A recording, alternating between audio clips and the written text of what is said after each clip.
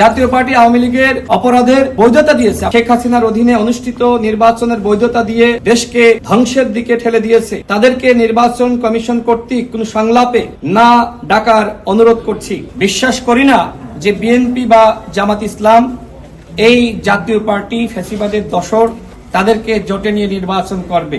মূলত জাতীয় পার্টি এখন আলোচনায় থাকার জন্য এই ধরনের বক্তব্য প্রদান করছে। আমার মনে হয় আপনাদের সাংবাদিক ভাইদের উচিত এই জাতীয় পার্টি ফ্যাসিবাদের দোসর 14 দল যারা অপরাধ করেছে তাদের যে কোনো কার্যক্রম, সমাবেশ, মিছিল, মিটিং সে বিষয়ে আসলে সংবাদ প্রচার করা। আমি মনে করি যে এই মুহূর্তে আপনাদের সাংবাদিক ভাইদের কাছে আমার অনুরোধ, এদেরকে আপনারাও নিষিদ্ধ করুন, এদেরকে আপনারাও বয়কট করুন। কারণ জাতীয় পার্টি হলো জনগণের ক্ষতি করেছে, গণতন্ত্রকে হত্যা করেছে। জাতীয় পার্টি আওয়ামী লীগের অপরাধের বৈধতা দিয়েছে। আপনারা সাংবাদিক ভাইরা কথা বলতে পারেন না, লিখতে পারেন না, অনেক কিছু প্রচার করতে পারেননি আওয়ামী লীগের কারণে, এবং আওয়ামী লীগের এই অপরাধের সহযোগিতা করেছে জাতীয় পার্টি। সুতরাং আমি সাংবাদিক ভাইদের প্রতি অনুরোধ জানাবো, আমরা যে ফ্যাসিবাদের বিরুদ্ধে অবস্থান নিয়েছি, যে আন্দোলন সংগ্রাম করছি, এই আন্দোলন সংগ্রামে আপনাদের পূর্ণ সহযোগিতা আমরা প্রত্যাশা করছি। শেখ হাসিনার অধীনে অনুষ্ঠিত নির্বাচনের বৈধতা দিয়ে দেশকে ধ্বংসের দিকে ঠেলে দিয়েছে। তাদেরকে নির্বাচন কমিশন কর্তৃক কোন সংলাপে না ডাকার অনুরোধ করছি।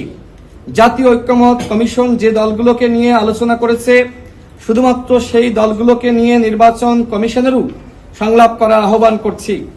অন্যথায় ফ্যাসিবাদের দোসররা নির্বাচন কমিশনের সাথে সংলাপ করার সুযোগ পেলে সেটি হবে ছাত্র জনতার রক্তের সাথে প্রতারণার শামিল। এমনকি নির্বাচন কমিশন কর্তৃক এমন কোনো পদক্ষেপ গ্রহণ করা হলে জনগণ বিক্ষুব্ধ হয়ে আন্দোলন শুরু করতে পারে, সেটি নির্বাচনের পরিবেশকে বিঘ্নিত করবে। এমতো অবস্থায় গণঅভ্যুত্থান পরবর্তী সময়ে গঠিত নির্বাচন কমিশনের কাছ থেকে আমরা উপরোক্ত বিষয় দুটিতে কঠোর পদক্ষেপ গ্রহণের প্রত্যাশা করছি। আমরা বর্তমান নির্বাচন কমিশনের উপর আস্থা রাখতে চাই যে কমিশন জাতিকে ফ্যাসিবাদ মুক্ত, অবাধ ও সুষ্ঠু নির্বাচন উপহার দিয়ে নতুন অধ্যায়ের সূচনা করবে। আমরা আমাদের এই অভিযোগের অনুলিপি সকল নির্বাচন কমিশনার বৃন্দ এবং নির্বাচন কমিশনের সিনিয়র সচিব তার কাছে আমরা দিয়েছি। আমাদের যে স্পষ্ট অবস্থান সেটি হলো, যারা 24 সালের নির্বাচনে অংশ নিয়েছে, যারা ডামি এবং স্বতন্ত্র হিসেবে অংশ নিয়েছে, যারা আওয়ামী লীগের নেতা ছিল, যারা পদ পদবিতে ছিল, তাদেরকেও আগামী ফেব্রুয়ারি মাসের নির্বাচনে অংশ নিতে পারবে না। এটি কোনোভাবেই সম্ভবপর নয়। যেহেতু আওয়ামী লীগের সাংগঠনিক কার্যক্রম নিষিদ্ধ হয়েছে, নিষিদ্ধ আওয়ামী লীগের কোনো নেতা যদি স্বতন্ত্রভাবে নির্বাচন করার সুযোগ পায়, সেক্ষেত্রে লুকিয়ে থাকা, পালিয়ে থাকা আওয়ামী দুর্বৃত্তরা ওই স্বতন্ত্র প্রার্থীর পিছনে তারা কাজ করবে এবং নির্বাচনকে বানচাল করার চক্রান্ত করবে।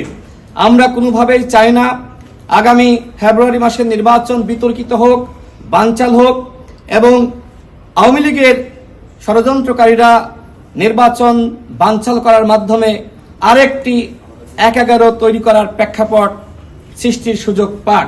যে কারণে আমাদের স্পষ্ট কথা, যারা আওয়ামী লীগের নেতা ছিল, যারা আওয়ামী লীগের পদে ছিল, যারা 24 সালের নির্বাচনে ডামি মামি স্বতন্ত্রভাবে অংশ নিয়ে গণতন্ত্রকে হত্যা করেছে, তারা কোনোভাবেই আগামী নির্বাচনে অংশগ্রহণ করার সুযোগ পাবে না।